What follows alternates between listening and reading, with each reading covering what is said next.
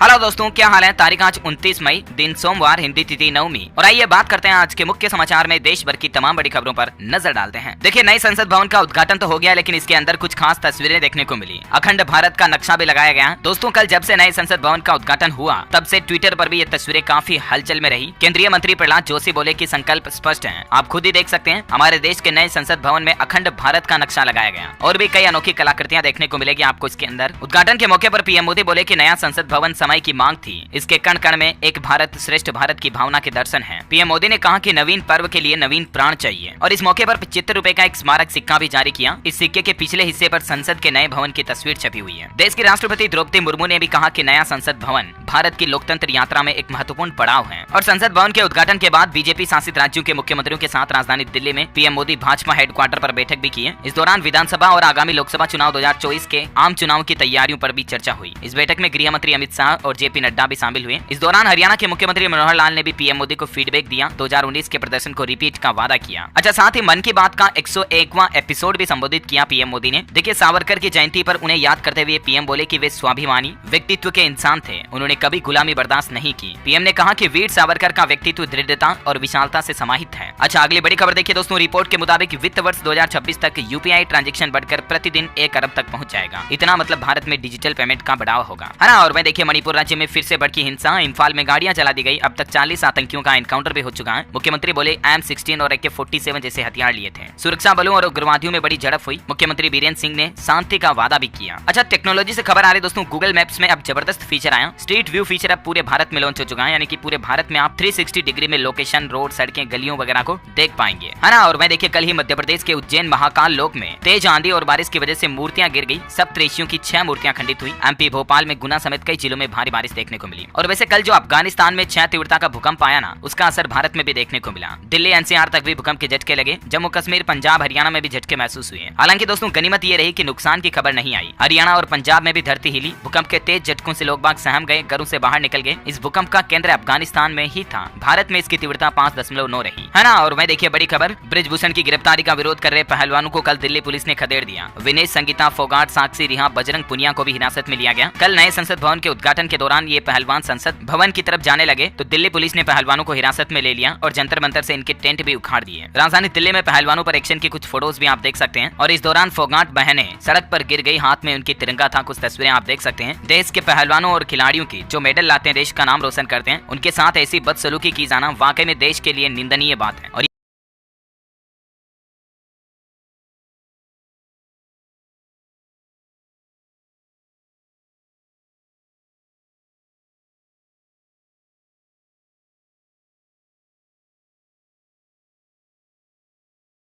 समर्थन में प्रियंका गांधी भी बोली कि महिला खिलाड़ियों की आवाज को निर्ममता से दबाया जा रहा है। और गोल्डन बॉय नीरज चोपड़ा ने भी ट्वीट कर दिया आखिरकार पहलवानों की गिरफ्तारी पर। वो ट्वीट करते हुए बोले कि ये देखकर मुझे बहुत दुख हो रहा है। अब यहाँ पर वाकई में सरकार को जनता को जवाब देने की जरूरत है। अच्छा, अगली बड़ी खबर देखिए दोस्तों। उत्तर प्रदेश के प्रयागराज में मिला पोलियो का म्यूटेट 6 वायरस। इसके बाद से स्वास्थ्य विभाग चिंता में है। WHO ने रैंडम सैंपलिंग कराई थी। मुंह के रास्ते बॉडी में एंट्री करता है ये वायरस। देखा जाए तो हमारे देश में पोलियो लगभग खत्म हो चुका है, लेकिन बच्चों में अब पोलियो का म्यूटेट वेरिएंट मिल रहा है, जो की बड़ी चिंता की बात है। अच्छा, वह दोस्तों, चर्चा चल रही है कि क्या लोकसभा चुनाव 2024 से पहले जनगणना हो सकती है। और अगर जनगणना हुई तो आपको कई सवालों के जवाब देने होंगे। इस बार सरकार जनगणना में लोगों से कुछ नए तरह के सवाल भी पूछेगी, जैसे पानी से लेकर लैपटॉप के बारे में पूछा जाएगा, आपके घर में क्या क्या सुविधाएं हैं। हालांकि उम्मीद तो नहीं दिख रही है अभी 2024 लोकसभा चुनाव से पहले सेंसियस जनगणना की, लेकिन फिर देखते हैं आगे और क्या अपडेट आता है। अच्छा, बॉलीवुड इंडस्ट्री। अच्छा, वही बड़ी खबर है दोस्तों। जर्मनी देश में अभी आर्थिक मंदी चल रही है और इस पर CII ने चेतावनी दी और कहा कि भारत के भी कुछ क्षेत्रों का निर्यात इससे प्रभावित हो सकता है। अच्छा, देश के प्रधानमंत्री नरेंद्र मोदी आज असम राज्य को वंदे भारत एक्सप्रेस ट्रेन की सौगात देंगे। आज सोमवार 29 मई को पीएम मोदी वर्चुअली तरीके से इस वंदे भारत ट्रेन को हरी झंडी दिखाएंगे और पूर्वोत्तर राज्य को पहली वंदे भारत ट्रेन की सौगात होगी। और इस तरह से असम में गुवाहाटी न्यू जलपाईगुड़ी वंदे भारत ट्रेन आज से ही चलना शुरू हो जाएगी। और इसके साथ ही लामडिंग में डेमू मेमू सेट का उद्घाटन भी करेंगे पीएम। अच्छा, वही